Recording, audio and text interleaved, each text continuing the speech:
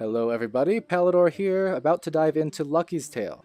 Lucky's Tale is a game by Playful Studios. It was funded largely by Oculus themselves, and it was made available for free with a pre-order of the Oculus Rift if you took advantage of that.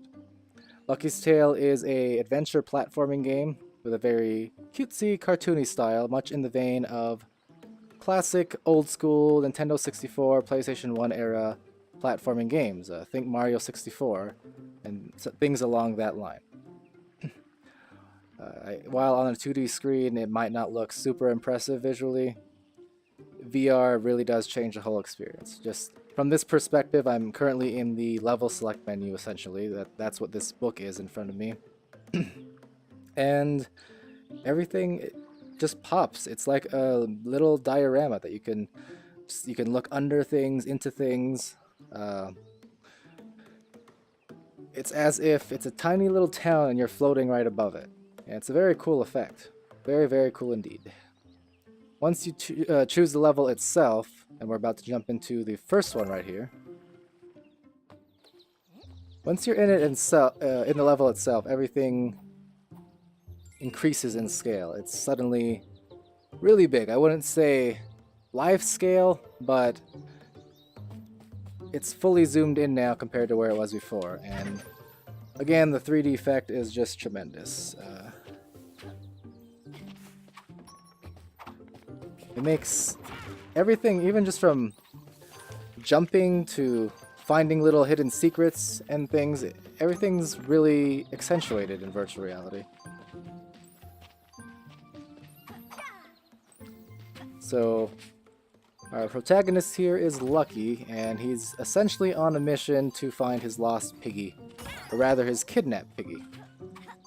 That was taken from him not so long ago.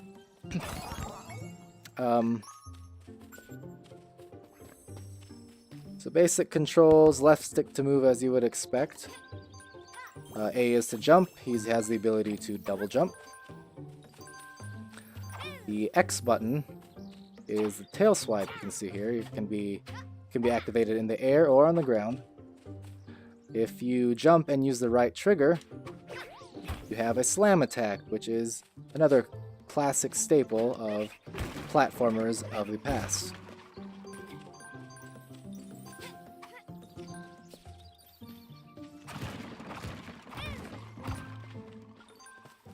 So obviously a lot of the environment is interactive, very much destructible, containing hidden coins and the like. Nothing too complicated going on in this first level, since it is effectively the tutorial. But yes, you can pick up balls like this and throw them. Destroy crates for coins. These walls here with the paws on them signify your ability to climb up. You can also hit these little lampposts for coins. And coins, aside of adding to your score at the end of the levels, I do believe if you collect enough, they also give you extra lives. Reaching checkpoints like I just did there will also give you hearts if you are down on lives. Now this little wormhole of sorts here, if you dive into it, you get transported into a miniature-sized level. It's a little bite-sized piece, which I will show you right here actually. We'll dive in.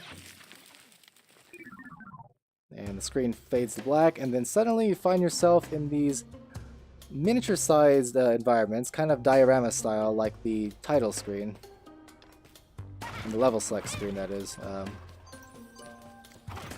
So far, I'm maybe 1/4 through the game, but all of those little wormhole levels, they take you to something about this size, which gives you some sort of objective to achieve. In this case, since again it's in the beginning of the game, it's not too complicated, but cool nonetheless. But yeah, at the end of the wormhole, you jump out of it and appear somewhere else on the map. In this case, it was not too far away at all. You can jump on top of enemies' heads, again, staple of classic platformers, in order to kill them. Now see, these little creatures here, they were so cute at first. When I first started in Lucky's Tale, I didn't even understand that they were aggressive until they took away my health. You might see here But there are a lot of little invisible coins and gems to collect throughout the map. You can see them kind of shimmering. Just have to keep a lookout for them.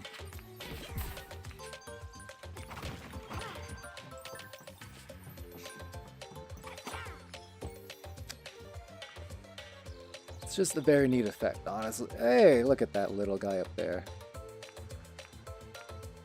Is he holding a butterfly? Some more invisible coins. More butterflies to smack around. Sometimes you have these little mounds of gravel that you can use your right trigger attack on to unleash whatever's inside. In most cases, it is coins. Oop. You got me.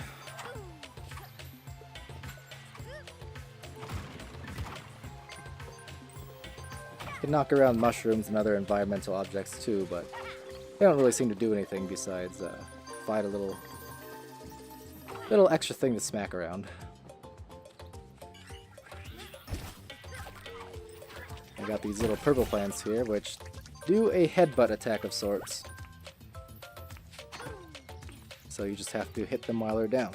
Now right here you have these little clocks, and if you run through them, a line of colored gems will appear. It's essentially a race to collect all the gems before the time expires. And if you do, there's usually a coin bonus of some sort at the end. So see, that one was not too hard at all. Just straightforward, again, first level. But you see, since I completed it in time, I get a nice big bonus coin at the end. With lots of these levels, you'll see kind of branching paths. You don't always have to go into these little wormholes. You don't always have to go in a certain direction. Sometimes it branches off a bit. So you can kind of pick and choose which way you want to go. For the most part, the game's linear, but it's nice to have a little variation here and there. And here we can see another alarm clock of sorts. Run through it, and there you go. Another little timed event. Big coin at the end for a reward. And that's that.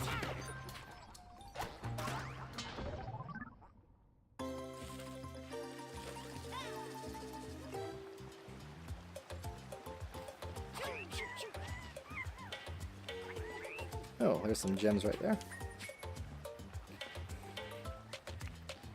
And a buried coin right here. I'll take those, thank you very much. See, just running through the dandelions, for instance, the 3D effect is pretty awesome. You go in all different directions, right towards your face and away from you. It's just really a neat visual spectacle. It's hard to put into words if you don't see it yourself in VR. Because with games like Lucky's Tale, I wouldn't necessarily play them standalone on a 2D monitor, depending, but just the whole VR aspect, it makes it instantly more intriguing and more enjoyable. Really does. It's just, hello there. It's cool. I mean, being able to look all around you, even looking back, just at the area that you were just in, at previous parts of the level that you just visited, it's extremely awesome.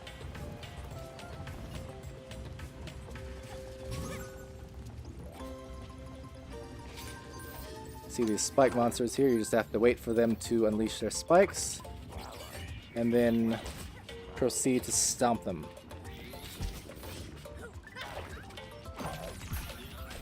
Hello there, chicken.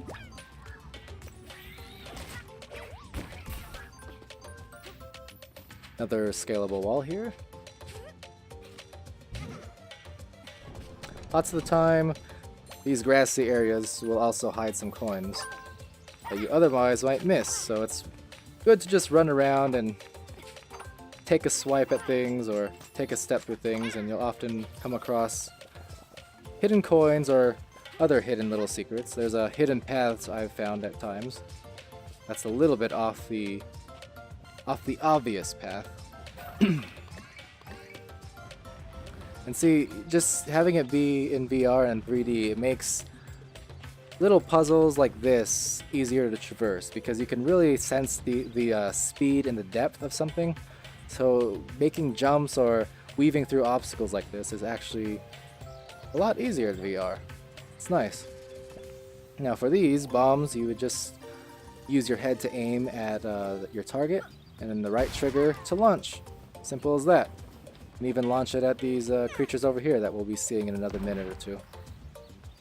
Except that one missed. Let me see. Here we go. Make it a little easier for me later.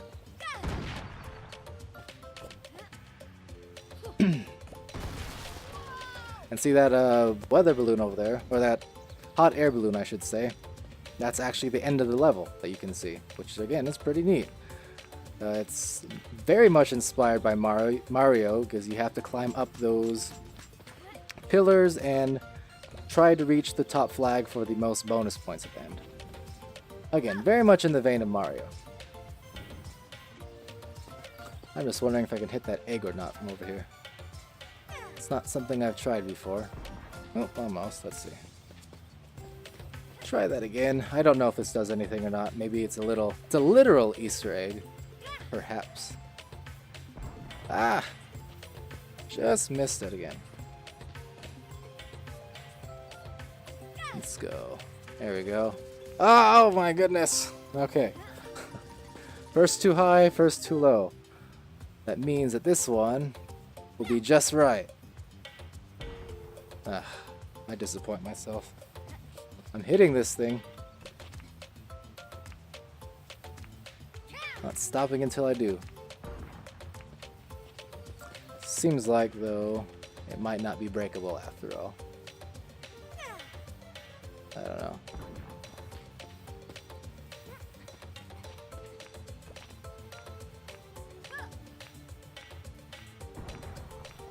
Keep hitting the exact same spot. This is really frustrating. Well, I give up. I apologize for my incredibly poor aim. One more time. One more time.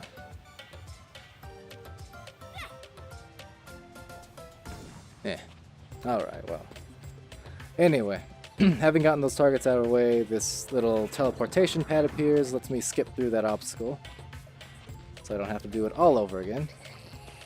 And this is a new enemy type right here, these little bees, which shoot their little horns at you. Stingers, I should say. You think that in itself would kill them, but hey. So here are these little bugs that we saw earlier that I launched a couple bombs at. You can take a few of them out at once just using the little right trigger move.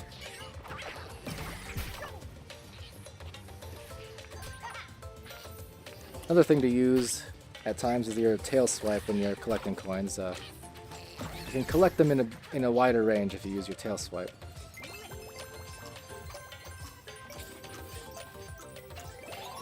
And there we go.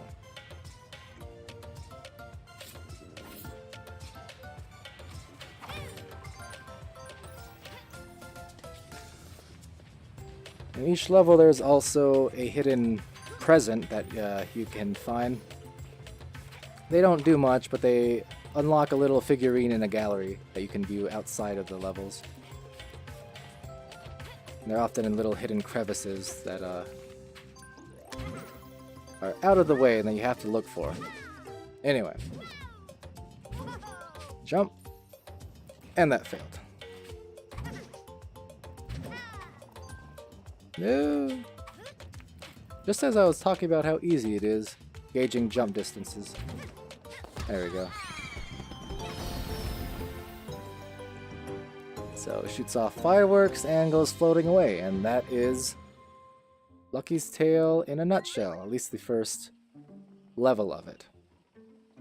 And see, I already found the present in this map before, but if you press Y, you can see these little figurines that you collect hidden throughout each level.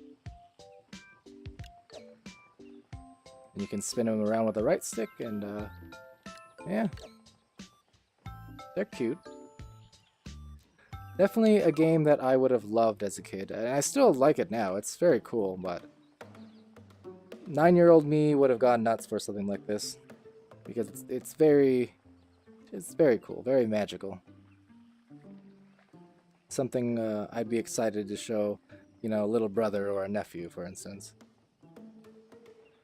Anyway, that was the first level of Lucky's Tale. Thanks for joining me, and I will see you next time.